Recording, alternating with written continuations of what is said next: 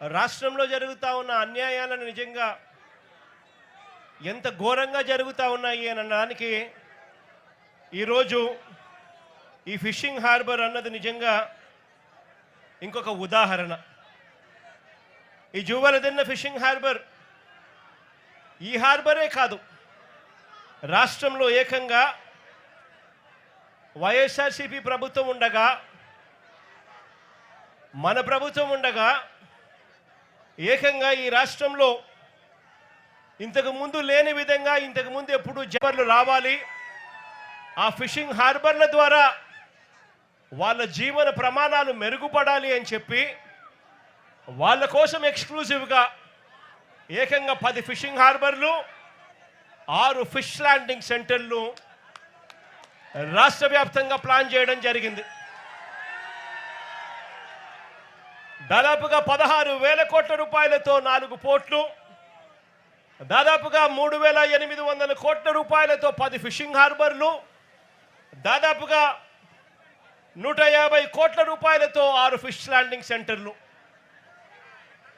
దాదాపుగా 20,000 కోట్ల రూపాయల పెట్టుబడులతో వీటికి అన్నింటికీ కూడా శ్రీకారం చుట్టాము. గతంలో వైఎస్ఆర్సీపీ ప్రభుత్వంలో మన హయాంలో ఈ 20,000 కోట్లే కాదు, ఈ 20,000 కోట్లకు అదనంగా మరో 6,000 కోట్ల రూపాయలతో మొత్తంగా 26,000 కోట్ల రూపాయలతో పోర్ట్లకు సంబంధించిన ఎక్స్పాన్షన్ కూడా ప్లానింగ్లోకి భాగమైంది. దేవుడి దయతో మన ప్రభుత్వ హయాంలోనే ఇవన్నీ కూడా అడుగులు వేగంగా ముందుకు పడతా ఉన్నప్పుడు ఆశ్చర్యం కలిగించే విషయం ఏమిటో తెలుసా? పోర్టులకు సంబంధించి ఇదే పెద్ద మనిషి నేను చంద్రబాబు నాయుడు గారిని ఇక్కడ గట్టిగా నిలదీస్తూ అడుగుతా ఉన్నా.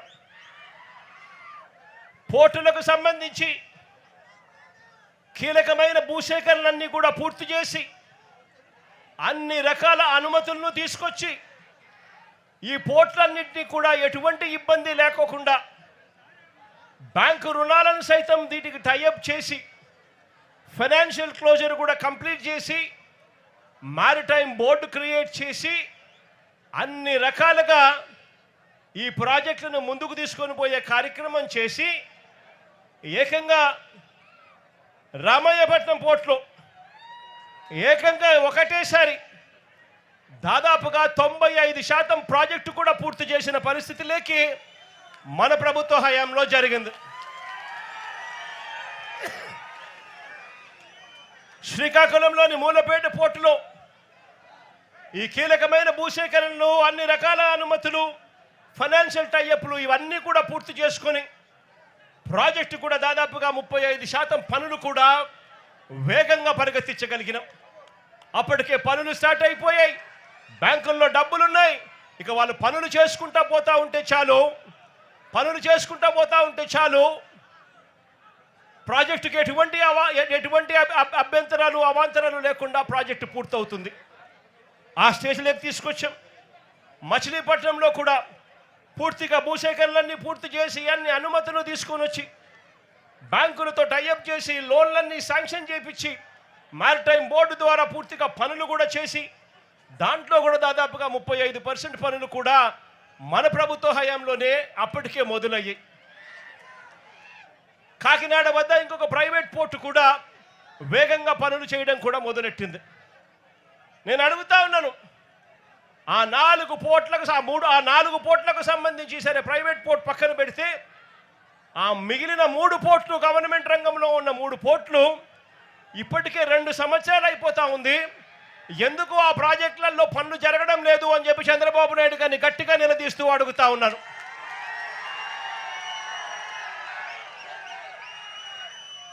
ఇవి కాకుండా మరో దాదాపుగా 3,800 కోట్ల రూపాయలతో మొదలెట్టిన 10 కొత్త ఫిషింగ్ హార్బర్లు, ఇందులో జువ్వలదిన్న ప్రాజెక్టు కాసేపటి కిందటనే ఈ జువ్వలదిన్న ప్రాజెక్టును కూడా రాష్ట్రానికి మొత్తానికి కూడా చూపించాం. ఈ ప్రాజెక్టు వైఎస్ఆర్సీపీ ప్రభుత్వ హయాంలోనే దాదాపుగా 300 కోట్ల రూపాయలతో పూర్తిగా ఖర్చు చేసి మార్చి 12వ తారీఖున ఈ ప్రాజెక్టును వర్చువల్గా కూడా ఇనాగ్రేట్ చేసే కార్యక్రమం కూడా జరిగింది. ఎన్నికల కోడ్ రావడంతో మార్చి 16వ తారీఖున ఎన్నికల కోడ్ రావడంతో ఇక్కడికి వచ్చి ఫిజికల్గా చేసే కార్యక్రమం ఏదైతే ఉందో అది పోస్ట్పోన్మెంట్ అయ్యింది. ఇదే ప్రాజెక్టును మళ్ళీ ఎన్నికలు అయిపోయిన తర్వాత మోడీ గారు ఆగస్టులో మళ్ళీ ఆయన కూడా వర్చువల్గా దీన్ని స్టార్ట్ చేశారు. ఇదే జువెలుదిన్న ప్రాజెక్టు అన్ని రకాలుగా పూర్తయిపోయిన ఈ ప్రాజెక్టు ఇక్కడే ఈ ప్రాజెక్టులో మత్స్యకారులందరికీ కూడా ఎక్స్క్లూజివ్లీ ఫిషింగ్ హార్బర్ ఏర్పాటు చేసిన ఈ ప్రాజెక్టు మన కళ్ళ ఎదుటే కనిపిస్తుంది. పక్కనే బాపట్ల జిల్లాలో నిజాంపట్నం ఫిషింగ్ హార్బర్, అందులో 62% పనులు ఇప్పటికే పూర్తయ్యాయి మా ప్రభుత్వ హయాంలోనే. కృష్ణా జిల్లాలోని మచిలీపట్నం హార్బర్ను అక్కడ దాదాపుగా 57% పనులు పూర్తయ్యాయి మన ప్రభుత్వ హయాంలోనే. కాకినాడ జిల్లా ఉప్పాడలో మరో ఫిషింగ్ హార్బరు మన ప్రభుత్వ హయాంలోనే 56% పనులు పూర్తయ్యాయి. ఈ 4 ఫిషింగ్ హార్బర్లు యుద్ధ ప్రాతిపదికన అడుగులు వేగంగా ముందుకు పడతా ఉన్న పరిస్థితులు. మరోవైపున ఫేజ్ 2 కింద, రెండో ఫేజ్ కింద శ్రీకాకుళం జిల్లాలో బూడగట్లపాలెం, మంచినీళ్ళపేట ఈ 2 ఫిషింగ్ పోర్ట్లను శ్రీకారం చుట్టాము. అనకాపల్లి జిల్లాలో పూడిమడక కూడా శ్రీకారం చుట్టాము. పశ్చిమ గోదావరి జిల్లాలో బయ్యపు తిప్ప దగ్గర మరో ఫిషింగ్ హార్బర్కు శ్రీకారం చుట్టాము. బాపట్ల జిల్లాలో వాడరేవుకు మరో ఫిషింగ్ హార్బర్కు శ్రీకారం చుట్టాము. ప్రకాశం జిల్లాలో కొత్తపట్నంలో మరో ఫిషింగ్ హార్బర్కు కూడా శ్రీకారం చుట్టాం. ఇవి ఫేజ్ 2 కింద ఈ ప్రాజెక్టులన్నీ కూడా ఫిషింగ్ హార్బర్లన్నీ కూడా తయారయ్యేందుకు రంగం సిద్ధం చేశాం. ఇవి కాకుండా దాదాపుగా 150 కోట్ల రూపాయలతో ఫిష్ ల్యాండింగ్ సెంటర్లు విశాఖపట్నం జిల్లాలో భీమిలిలోను, విజయనగరం జిల్లాలో చింతపల్లిలోను, అనకాపల్లి జిల్లాలో రామయ్యపేటలోను, రాజులపేటలోను, దొండవాకలోను, తిరుపతి జిల్లాలో రాయదరువులోను, కాకినాడ జిల్లాలో ఉప్పల్లంకలోను ఈ ఫిష్ ల్యాండింగ్ సెంటర్లన్నీ కూడా చర్యలు తీసుకున్నాం. నేను అడుగుతా ఉన్నా, రాష్ట్ర వ్యాప్తంగా ప్రతి 50 కిలోమీటర్లకు ఒక పోర్టు, ఆ పోర్ట్లతో పాటు ఒక ఫిష్ ల్యాండింగ్ సెంటర్లు, ఫిషింగ్ హార్బర్లు ఇవన్నీ కూడా ప్రతి 50 కిలోమీటర్లకు ఒకటి తీసుకొచ్చి బ్లూ ఎకానమీని, మత్స్యకారులకు మేలు జరిగించే విధంగా ఎకానమీని బిల్డ్ చేసే కార్యక్రమానికి శ్రీకారం చుట్టాం.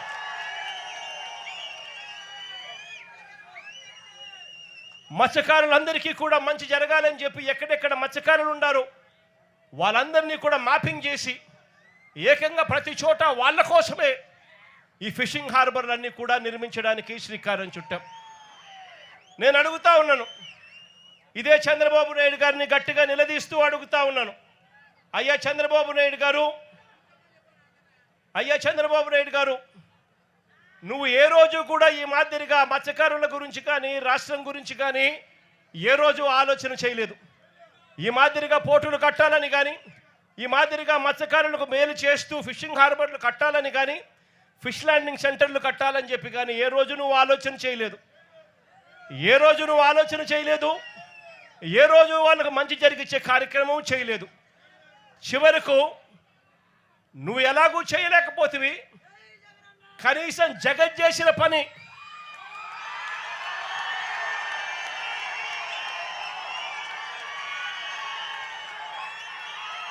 జువెలుదిన్నలో ఇక్కడే కనిపిస్తూ ఉంది. ఆశ్చర్యం ఏమిటో తెలుసా, ఈ జువెలుదిన్న ప్రాజెక్టు తయారైపోయి 2 సంవత్సరాలు అయిపోతూ ఉంది. ఈ 2 సంవత్సరాలలో నేను మార్చి 12వ తారీఖున 2024లో జాతికి అంకితం చేస్తే ప్రధానమంత్రి మోడీ గారు ఇదే ప్రాజెక్టును మళ్ళీ ఆగస్టు 2024లోనే జాతికి అంకితం చేశారు. నేను అడుగుతా ఉన్నా, మరి జాతికి అంకితం చేసి దాదాపుగా 2 సంవత్సరాలు దాటుతూ ఉంది. ప్రధానమంత్రి గారు కూడా జాతికి అంకితం చేసి దాదాపుగా 1.5 సంవత్సరం పైగానే దాటుతూ ఉంది. మరి ఎందుకు ఈ ఫిషింగ్ హార్బర్ ప్రణాళిక చేయడం జరిగింది. ఇది ఫిషింగ్ హార్బర్ ప్రణాళిక చేయడం జరిగింది. ఇదే ఫిషింగ్ హార్బర్లోనే ఇక్కడే కోల్డ్ స్టోరేజ్ ప్లాంట్లు, drying platforms, chill rooms, ice manufacturing plants, ఇవే కాకుండా బోట్ రిపేర్ వర్క్షాపులు, నెట్ మెండింగ్ మెషిన్లు, ఇవన్నీ కూడా సదుపాయాలన్నీ కూడా ఇక్కడే ఇదే జువ్వలదిన్న ఇదే ఫిషింగ్ హార్బర్లోనే ఇవన్నీ అందుబాటులోకి ఉన్నాయి. ఇవన్నీ ప్రతి ఫిషింగ్ హార్బర్లోనూ కూడా ఇవన్నీ అందుబాటులోకి వస్తాయి. ఇక్కడ దాదాపుగా 41,000 టన్నుల మత్స్య సంపద. ఈ ఫిషర్మెన్లందరూ కూడా, ఈ మత్స్యకారులందరూ కూడా సంపద తీసుకొస్తే ఆ సంపదను ఇవన్నీ కూడా ఉపయోగపడే విధంగా ఉంటాయి. ఇక్కడ మత్స్యకారు అక్క చెల్లెమ్మలకు కూడా మంచి జరిగించే విధంగా ఆ అక్క చెల్లెమ్మలలో ప్యాకింగ్లోను, వాల్యూ యాడిషన్లోను, మార్కెటింగ్లోను, ఫుడ్ స్టాల్స్లోను వీళ్ళందరికీ కూడా పని దొరుకుతుంది. ఈ రకంగా ఒక ప్రణాళిక చేసి, ఈ ప్రణాళిక ఒకటే కాదు, ఇక్కడే ఇదే జువ్వలదిన్నలోనే ఏకంగా 1250 మోటరైజ్డ్ బోట్లను ప్రతి మత్స్యకారుడు హక్కుగా పొందాలి అనే ఆరాటంతో అప్పట్లోనే మా ప్రభుత్వంలోనే ఈ 1250 మోటరైజ్డ్ బోట్ల కోసం ఒక్కొక్క బోటుకు 12 మందిని నుంచి 15 మందిని ఒక్కొక్క బోటుకు ఫిషర్మెన్ అందరినీ కూడా గ్రూప్ చేయండి. ఒక్కొక్క బోటుకు ఆ 12 మంది ఫిషర్మెన్లు ఓనర్లు అవుతారు. వాళ్ళు కేవలం 10% కట్టుకుంటే చాలు. 50% రాష్ట్ర ప్రభుత్వం, 40% రాష్ట్ర ప్రభుత్వం గ్రాంట్గా ఇస్తుంది, 50% లోన్గా సమకూరుస్తుంది. ఈ ఆదాయం అంతా కూడా ప్రతి మత్స్యకారుడు కూడా చెందాలి, మత్స్యకారుల జీవితాలు బాగుపడాలని చెప్పి అప్పట్లోనే అడుగులు కూడా పడ్డాయి. నేను అడుగుతా ఉన్న చంద్రబాబు నాయుడు గారు, ఇదే వైఎస్ఆర్సీపీ ప్రభుత్వం కన్నా వచ్చి ఉండింటే ఈ 1250 బోట్లు కూడా ఈ జువ్వలదిన్నలో ఈ మత్స్యకారులందరికీ కూడా ఈ పాటికి అందుండేటివి. వాళ్ళు కేవలం 10% పెట్టుంటే చాలు, మిగిలిన 90% రాష్ట్ర ప్రభుత్వము బ్యాంకు లోన్ల ద్వారా వాళ్ళకు వచ్చేటి. ఒక్కొక్క బోటుకు 12 మంది ఓనర్లు అయి ఉండేవాళ్ళు. అంటే 1250 బోట్లకు దాదాపుగా 20,000 మంది దగ్గర మత్స్యకారులు ఓనర్లుగా, మోటరైజ్డ్ బోట్లుగా ఉండేవాళ్ళు. వైఎస్ఆర్సీపీ ప్రభుత్వం వచ్చి ఉండింటే ఈపాటికే ఈ కోల్డ్ స్టోరేజ్లన్నీ కూడా ఏదైతే మూతపడి ఉన్నాయో ఇవన్నీ కూడా నడిచేటివి. ఐస్ మేకింగ్ ప్లాంట్స్ నడిచేటివి, చిల్ రూమ్స్ నడిచేటివి, బోట్ల రిపేర్ల కోసం కేటాయించిన బోట్ రిపేర్ షెడ్లు పనిచేస్తూ ఉండేటివి. నెట్ల కోసం అని చెప్పి నెట్ బెండింగ్ మిషన్లు ఏదైతే ఉన్నాయో అవన్నీ కూడా ఆపరేషన్లో ఉండి ఈ ప్రాంతం అంతా కూడా మత్స్యకారులు చిక్కటి చిరునవ్వుల మధ్య, ఆనందం కేతనాల మధ్య ఈ ప్రాంతం అంతా సస్యశ్యామలంగా ఉండేది. దురదృష్టవశాత్తు అది జరగకపోవడంతో ఈరోజు మత్స్యకారుల జీవితాలన్నీ కూడా చిన్నాభిన్నం అయిపోతూ ఉన్న పరిస్థితులు మన కళ్ళ ఎదుటే కనిపిస్తూ ఉన్నాయి. ఇంకా అన్నిటికన్నా దారుణం ఏమిటో తెలుసా? ఈ జువ్వలదిన్న ప్రాజెక్టులో ఇక్కడ డిఫెన్స్ సాగర్ డిఫెన్స్ అంటే ఒక ప్రైవేట్ డిఫెన్స్ కంపెనీకి చంద్రబాబు నాయుడు గారు ఇక్కడ భూములు కేటాయిస్తారు. ఉన్న 79 ఎకరాలలో సగం ఈ ప్రైవేట్ డిఫెన్స్ ఫ్యాక్టరీకి చంద్రబాబు నాయుడు గారు కేటాయిస్తారు. అంటే దాని అర్థం ఇక మత్స్యకారులకు ఇక్కడ నుంచి కూడా తరిమేసే కార్యక్రమం చేస్తూ ఉన్నాడు చంద్రబాబు నాయుడు గారు. నేను అడుగుతా ఉన్నా చంద్రబాబు నాయుడు గారిని, ధర్మమేనా న్యాయమేనా అని అడుగుతా ఉన్నా ఇదే పెద్ద మనిషి చంద్రబాబు నాయుడు గారిని. మత్స్యకారుల కోసం ఫిషింగ్ హార్బర్లు జగన్ నిర్మిస్తే నువ్వు చేస్తూ ఉన్నది ఏందయ్యా? దీన్ని కూడా దోచుకునే కార్యక్రమం చేస్తూ ఉన్నావు ప్రైవేట్ వాళ్ళకి ఇచ్చి. ప్రైవేట్ వాళ్ళకి నువ్వు ఇవ్వాలి అనుకుంటే పక్కన కృష్ణపట్నం పోర్ట్ ఉంది, ఆ పోర్ట్లో కావాలంటే దండిగా ల్యాండ్ ఉంది, అక్కడ కావాలంటే వాళ్ళకి ఇచ్చుకోవచ్చు. కానీ ఇక్కడ మత్స్యకారులను పొట్టగొట్టడం ఎందుకు చంద్రబాబు అని చెప్పి చంద్రబాబు నాయుడు గారిని అడుగుతా ఉన్నా గట్టిగా. చంద్రబాబు నాయుడు గారిని గట్టిగా వార్నింగ్ కూడా ఇస్తా ఉన్నా. కళ్ళు మూసి తెరిచేసరికే మరో 3 ఏళ్ళు అయిపోతుంది. వచ్చేది వైఎస్ఆర్సీపీ ప్రభుత్వమే.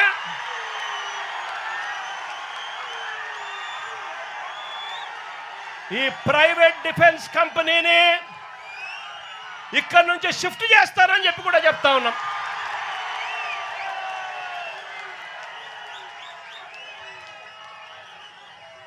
ఇక్కడ ఫిషింగ్ హార్బర్ ఇక్కడే కాదు, రాష్ట్రంలో కడతా ఉన్న 10 ఫిషింగ్ హార్బర్లు అన్నీ కూడా మత్స్యకారుల సొత్తు అని చెప్పి కూడా ఈ సందర్భంగా కూడా చెప్తా ఉన్నా. దీన్ని ఎవ్వరూ కూడా వాళ్ళ దగ్గర నుంచి తీసేయలేరు. చంద్రబాబు కాదు కదా, వాళ్ళ తాత కూడా తీసేయలేదని చెప్తా ఉన్నా నేను.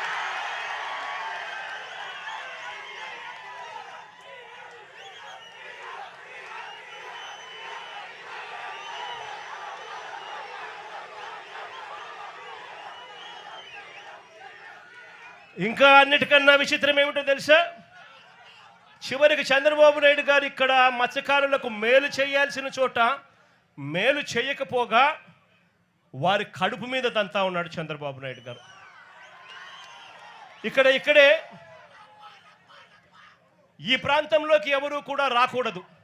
ఇది ఆంధ్ర రాష్ట్రానికి సంబంధించిన ఫిషింగ్ ఏరియా. స్ట్రిక్ట్గా రూల్స్ ఉన్నాయి. మనం తమిళనాడులోకి పోకూడదు, తమిళనాడు వాళ్ళు మన దగ్గరికి ఇక్కడికి కూడా రాకూడదు. ఇవన్నీ స్ట్రిక్ట్గా రూల్స్ ఉన్నాయి.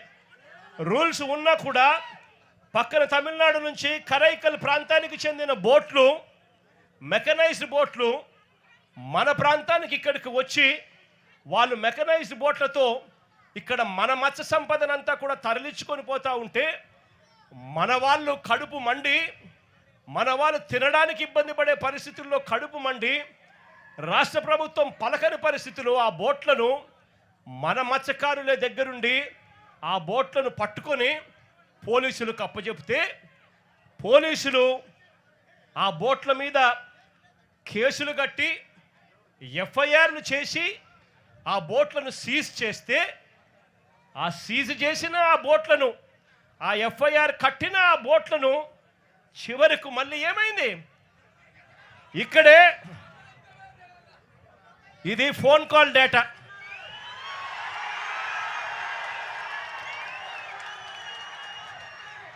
బీదా సోదరులు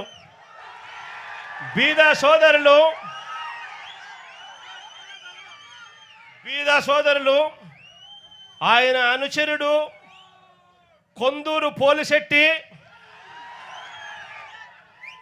అక్కడ బోటు యజమానులు అశోక్, వీరి మధ్య జరిగిన సంభాషణలకు సంబంధించిన కాల్ డేటా, టెలిఫోన్లో మాట్లాడిన కాల్ డేటా, కాల్ నెంబర్లు, వీళ్ళందరూ కూడా కుట్రబన్ని ఒకరితో ఒకరు మాట్లాడుకొని నారా లోకేష్ అనే వ్యక్తి ఇప్పుడు మార్చి 12వ తారీఖున ఇటుకు వస్తాడు. మార్చి 16వ తారీఖున ఈ బోట్లు ఇక్కడ నుంచి పోతాయి. అంటే మత్స్యకారుల మీద కడుపు మీద కొట్టడం కోసం ఏకంగా ఇంతమంది దొంగలు, ఇంతమంది పెద్ద దొంగలు, ఒకరు ముఖ్యమంత్రి కొడుకు, ఒకడు ఎంపీ, ఇంకొకడు ఎమ్మెల్యే, ఇంతమంది కలిసి ఎవరిని తన్నేది? చిన్న పేదవాళ్ళైన మత్స్యకారులను తనడానికి, కడుపు మీద కొట్టడానికి ఇంతమంది ఏకమవుతారు. నేను అడుగుతా ఉన్నా, వాళ్ళ మధ్య జరిగిన టెలిఫోనిక్ ఫోన్ సంభాషణలు, కాల్ డేటాలు కూడా ఈ మాదిరిగా అందుబాటులో ఉంటే, ఈ డేటా అంతా కూడా కనిపిస్తూ ఉంటే ఒక్కరినన్నా అరెస్ట్ చేశారని అడుగుతా ఉన్నాను.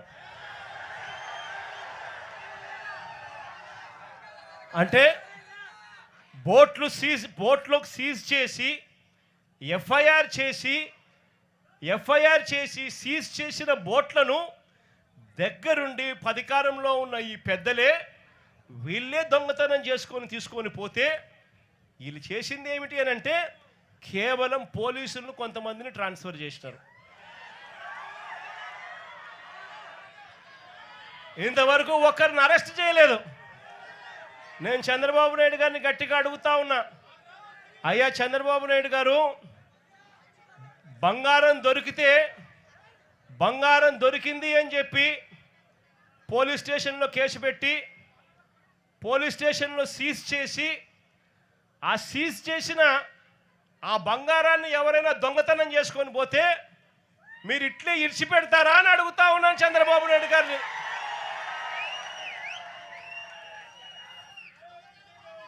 మత్స్యకారులు అంటే ఇంత చులకనగా ఉన్న ఈ పెద్ద మనిషి చంద్రబాబు నాయుడు గారికి గట్టిగా బుద్ధి చెప్పే రోజులు త్వరలోనే వస్తాయని చెప్పి, ఎల్లకాలం ఈ ప్రభుత్వం ఇలాగనే కొనసాగదు అని చెప్పి గట్టిగా చంద్రబాబు నాయుడు గారిని గట్టిగా మందలిస్తా ఉన్నాం. ఇదే పెద్ద మనిషి చంద్రబాబు నాయుడు గారికి చెప్తా ఉన్నా, ఇక్కడే ఎంపీలు ఫోన్లు చేస్తారు, కొంతమంది మత్స్యకారులకు 10 లక్షల రూపాయలు డబ్బులు ఇస్తారు, వాళ్ళ ఇల్లు కలిసి దొంగతనం చేసే దాంట్లో పాత్రదారులు అవుతారు. ముఖ్యమంత్రి కొడుకు దగ్గరుండి ఆశీస్సులు ఇస్తాడు. మార్చి 12వ తారీఖు ఆయన వచ్చి చేసుకోపోండి అని ఆశీస్సులు ఇస్తాడు. మార్చి 16వ తారీఖున దొంగతనం జరుగుతుంది. ఇంతకన్నా దిక్కుమాలిన ప్రభుత్వం ప్రపంచ చరిత్రలో ఇంకేదైనా ఉంటుందా అని అడుగుతా ఉన్నా మిమ్మల్ని అందరినీ కూడా. నేను అందరికీ కూడా ఒకటే చెప్తా ఉన్నా, చంద్రబాబు నాయుడు గారి వల్ల ఇవాళ రాష్ట్రంలోని ప్రతి సెక్షన్ కూడా, ప్రతి ఒక్కరూ కూడా ఈ పొద్దు చంద్రబాబు నాయుడు గారిని చీదరించుకుంటా ఉన్న పరిస్థితి. ఎన్నికలప్పుడేమో సూపర్ 6లని, సూపర్ 7లని, బాండ్లని ఇంటింటికి వచ్చి ప్రతి ఒక్కరిని మోసం చేశాడు. ఎన్నికలు అయిపోయిన తర్వాత గతంలో వైఎస్ఆర్సీపీ ప్రభుత్వంలో ఉన్న పథకాలన్నీ రద్దు చేశాడు. ఆయన పెడతానన్న బిర్యానీ కూడా తీసేసినాడు. చివరికి పలావ్ పోయింది, బిర్యానీ పోయింది. మరోవైపు చూస్తే చదువుకుంటున్న పిల్లలకు ఫీజులు అందక, ఫీజు రీయింబర్స్మెంటు, విద్యా దీవెన, వసతి దీవెన అందక పిల్లలు చదువులు మానేస్తూ ఉన్న పరిస్థితులు. మరోవైపు చూస్తే గవర్నమెంట్ స్కూళ్ళు ఇవాళ అన్యాయమైన పరిస్థితులకి పోతా ఉన్న పరిస్థితులు. గోరుముద్ద కింద మనం తీసుకొచ్చిన పథకం ఈరోజు చిన్నారులు మంచి భోజనం కూడా పెట్టలేని పరిస్థితిలో ఈ రాష్ట్ర ప్రభుత్వం పనిచేస్తూ ఉంది. పిల్లల చేతుల్లో ట్యాబులు కనపడాల్సిన చోట, ఇంగ్లీష్ మీడియం బడుల కింద గవర్నమెంట్ బడులు జరగాల్సిన చోట పిల్లలకు ఈరోజు నాసిరకం చదువులు అందుతూ ఉన్నాయి. మరోవైపున చూస్తే ఆరోగ్యశ్రీ పథకం పూర్తిగా పడకేసింది. పేదవాడు ఈరోజు ఎక్కడైనా కూడా వైద్యం అందాలి అని అంటే లక్షలు ఈ పొద్దు పేదవాడు వైద్యం కోసం కడితే తప్ప వైద్యం అందని పరిస్థితి. ఇక్కడ కూడా నా దగ్గరికి ఎవరో ఒక బోర్డు పట్టుకొని వచ్చినారు, అన్నా నా పరిస్థితి ఇట్లుందన్నా, మా కుటుంబ సభ్యుల పరిస్థితి ఇట్లుంది అని చెప్పి ఇక్కడికి కూడా ఎవరో వచ్చి బోర్డు పట్టుకొని వచ్చినారు. అదే మన ప్రభుత్వ హయాంలో ఏకంగా ఆరోగ్యశ్రీని 25 లక్షల దాకా ఉచితంగా చేసే వైద్యాన్ని పెంచి 3300 ప్రొసీజర్లకు తీసుకొని పోయి ఏ పేదవాడికి వైద్యం బాగోలేకపోయినా కూడా ఆ పేదవాడి చిక్కటి చిరునవ్వుతో వైద్యం అందించిన పరిస్థితి నుంచి ఈరోజు నెట్వర్క్ హాస్పిటళ్ళు పేదవాడిని బోర్డు తిప్పేస్తూ ఉన్న పరిస్థితులేకి, ఈరోజు పేదవాడు కనపడితే బోర్డు తిప్పేస్తూ ఉన్న పరిస్థితులేకి ఈరోజు నెట్వర్క్ హాస్పిటల్ తయారయ్యారంటే వైద్యమే స్థాయిలోకి దిగజారిందో చెప్పాల్సిన పనుల. మరోవైపున చూస్తే ఉచిత పంటల బీమా గాలికి ఎగిరిపోయింది. మరోవైపున రైతులకు ఏ ఒక్కరికి కూడా కనీస గిట్టుబాటు ధరలు రాని పరిస్థితిలో, ఏ పంటకు గిట్టుబాటు ధరలు రాని పరిస్థితిలో ఉంది. ఈరోజు రైతాంగం పరిస్థితి అంతే. అక్క చెల్లెమ్మలకు గతంలో అన్ని పథకాలు అందిస్తూ అక్క చెల్లెమ్మలకు 0 వడ్డీ పథకాన్ని సైతం ఇస్తా ఉన్న పరిస్థితుల నుంచి ఈరోజు అక్క చెల్లెమ్మలకు ఏ పథకము అందక చివరికి 0 వడ్డీని కూడా తీసేసిన పరిస్థితిలో ఈరోజు అక్క చెల్లెమ్మల పరిస్థితులు ఉండరు. అన్ని రకాలుగా ఈరోజు ప్రజలు చంద్రబాబు నాయుడు గారిని తిడతా ఉన్న పరిస్థితులు. ఇలాంటి పరిస్థితుల మధ్య ఈ పెద్ద మనిషి చంద్రబాబు నాయుడు గారి ప్రభుత్వం దేవుడు చూస్తూ ఊరుకోడు, ప్రజలు దేవుడు మొట్టికాయలు వేసే రోజులు త్వరలోనే ఉందని చెబుతూ మీ అందరికీ కూడా భరోసా ఇస్తా ఉన్నా. కన్ను మూసుకొని కన్ను తెరిచేసరికి మన ప్రభుత్వం వస్తుంది. మన ప్రభుత్వం వచ్చిన తర్వాత మిమ్మల్ని అందరినీ కూడా ఈ ఫిషింగ్ హార్బర్ మీ హక్కుగానే ఇస్తాము. అంతేకాదు ఈ ఫిషింగ్ హార్బర్ల పరిధిలో ఉన్న ప్రతి మత్స్యకార కుటుంబానికి కూడా చెప్తా ఉన్నాను, ఆ పరిధిలో ఉన్న ప్రతి కుటుంబానికి కూడా మంచి జరిగించే విధంగా వాళ్ళందరినీ కూడా గ్రూప్స్ కింద ఫామ్ చేసి ఒక్కొక్క బోటుకు 10 మందిని 12 మందిని ఒక్కొక్క బోటుకు యజమానుల కింద చేస్తూ వాళ్ళందరినీ కూడా ఇంతకుముందు నేను చెప్పినట్టుగా 10% వాళ్ళు కడితే చాలు, 90% రాష్ట్ర ప్రభుత్వం లోన్ల కిందను గ్రాంట్ల కిందను ఇస్తూ వాళ్ళందరినీ ఓనర్లుగా చేసి ఈ ఫిషింగ్ హార్బర్లను వాళ్ళకు అంకితం చేస్తామని కూడా ఈ సందర్భంగా ఖచ్చితంగా చెప్తా ఉన్నా. అదేవిధంగా ఇక్కడికి వస్తూనే పాలెం మత్స్యకారులు కొంతమంది పట్టపు కార్పొరేషన్ కావాలని అడుగుతా ఉన్నారు. 56 కార్పొరేషన్లు పేదల కోసం మన ప్రభుత్వ హయాంలో అడిగిన వాళ్ళకి ఎవరికి కూడా కాదనుకోకుండా కార్పొరేషన్ ఇచ్చాం. నా దృష్టికి వచ్చిన ఈ పట్టపు కార్పొరేషన్ కూడా అధికారంలోకి వచ్చిన 3 నెలల్లోనే పూర్తి చేసి అది కూడా మీకు ఇస్తామని కూడా చెప్తా ఉన్నా.